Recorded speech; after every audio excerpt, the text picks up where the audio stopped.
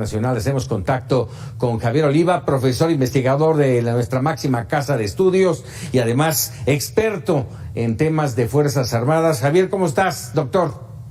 ¿Qué tal, Paco? Buenas noches, muchas gracias por invitarme y saludos al teleauditorio. Muchas gracias. ¿Ya recuperado de esas 3 horas de desfile? Estuviste en primera fila, tengo entendido. Pues la verdad es que nos citaron desde las 7 de la mañana, entonces me levanté a las 5 de la mañana para estar ahí a tiempo y sí estuvo muy largo, porque además antes de propiamente el desfile el presidente pasó revista a las tropas que estaban en la plancha del Zócalo. Después vino el discurso de la Secretaría de Seguridad y Protección Ciudadana, después el discurso del almirante secretario Rafael Ojeda Durán.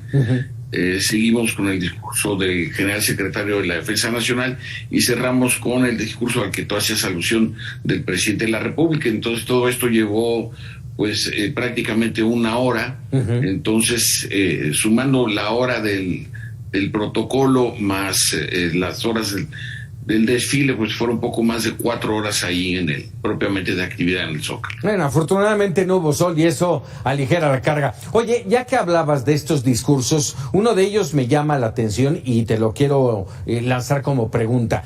Los tiempos de guerra en el país han quedado atrás. Esto dijo la secretaria de Seguridad Pública. ¿Es así, Javier?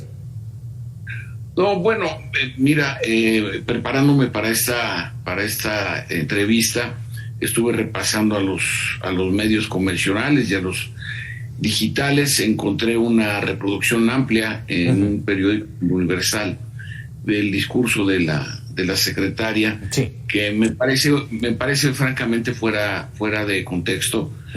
Hace una verdadera exordio, una apología a la personalidad del presidente de la República. Me parece que el tema central que el propio presidente había anunciado el día 8 de agosto, en el sentido que ese día se iba a anunciar el pase de la Guardia Nacional, quedó en 2 o 3 párrafos solamente.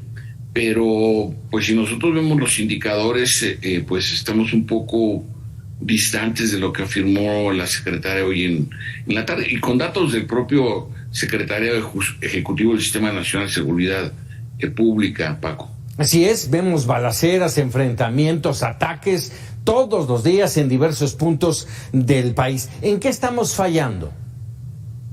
Bueno, me parece que estamos fallando en una visión, en una visión articulada.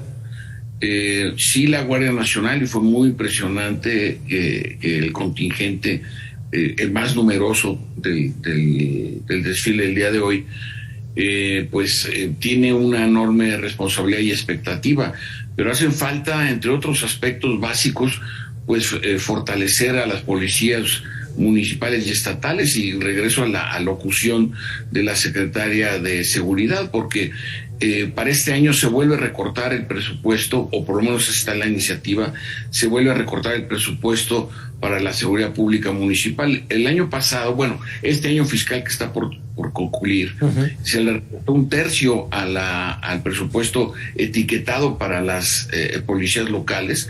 208 policías municipales se quedaron sin un peso, y a mí lo que me preocupa es que la inercia de tener una Guardia Nacional fornida con capacidades de disuasión y de respuesta a las actividades criminales, sean estas delincuencia organizada o delincuencia común, generen una contracción de las autoridades locales, en la medida en que no tengo presupuesto, no tengo policías, no los puedo armar, pues que la federación haga el trabajo, ¿no? Oye, pero además, Javier, una excusa, déjeme decirlo así, una excusa que tiene ya muchos años. Invariablemente los gobernadores dicen, no, espérame, es un tema de la federación, me excuso.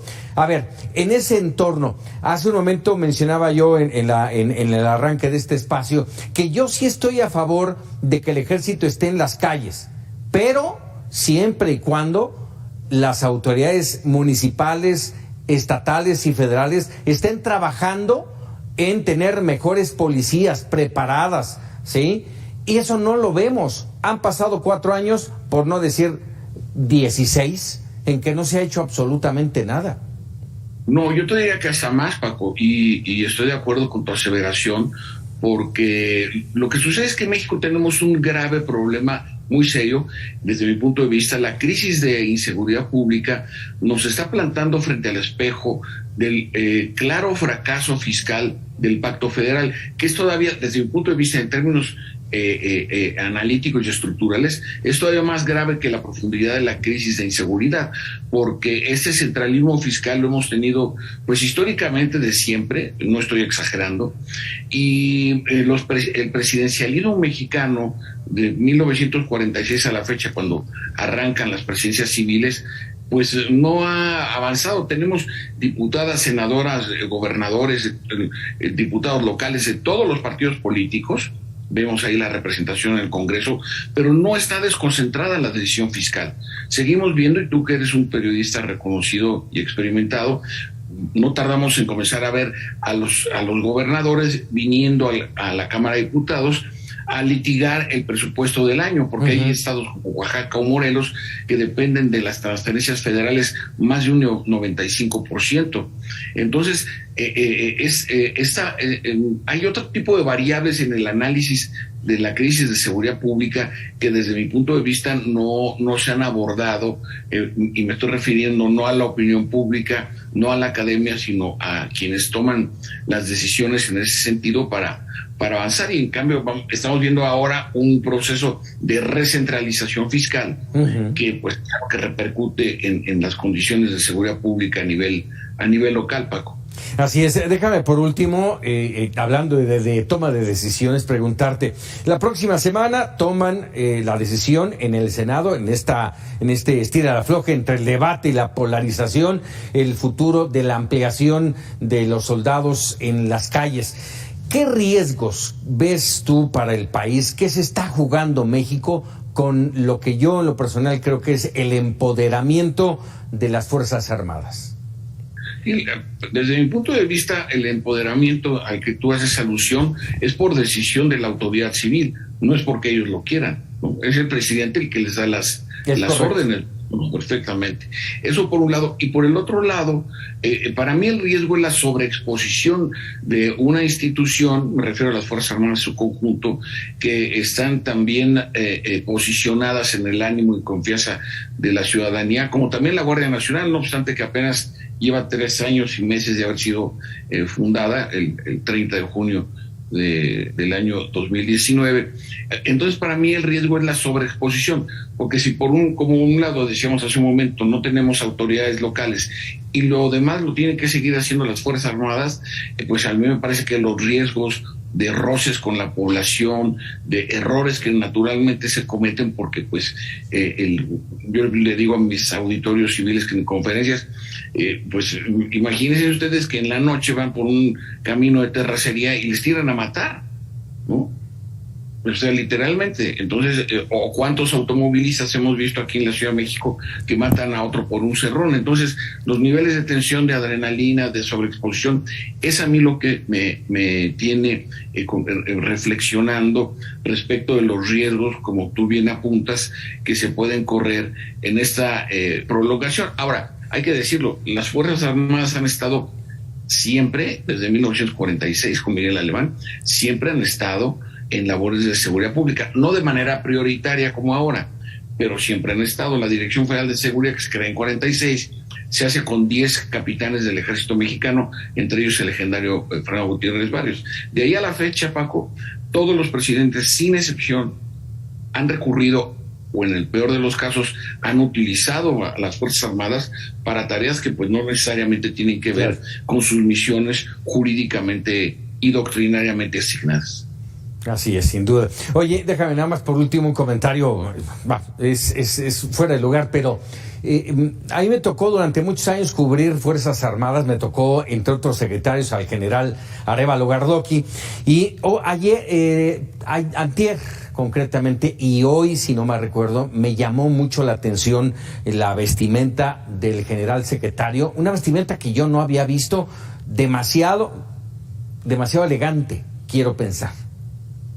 Sí, es el nuevo uniforme de gala, en donde en el caso de la Secretaría de la Defensa Nacional, en donde las medallas que vemos que trae del lado izquierdo el general Sandoval se llaman miniaturas, porque están las miniaturas, está el gafete, ¿no? Con los rectángulos como el que traía hoy precisamente, y están las medallas de gala, que esas sí son mucho más grandes, pero corresponden todas al mismo reconocimiento, que puede ser por antigüedad, por estudios, por capacitación, o por haber sido comandante, en fin, sí. mandos, ¿no? ¿Sientes que hay una diferencia entre el uniforme de hoy, y hago la recapitulación? Lo de hoy es el de gala normal, y el que usó en el evento de los niños héroes? Sí, porque ese, digamos que específicamente para el ejército mexicano, es una fecha muy importante, porque es la acción heroica de los cadetes del colegio militar, es lo que le da, digamos, personalidad, le da los valores o la axiología al heroico colegio militar, que es la escuela del sistema educativo militar de la Sedena más importante en el país. Perfecto. Javier Oliva, como siempre, un gusto platicar contigo. Gracias a ti, Paco. Muy buenas noches. Buen fin de semana. Gracias, Javier Oliva, experto en temas de Fuerzas Armadas. Y hablando de este tema, el abogado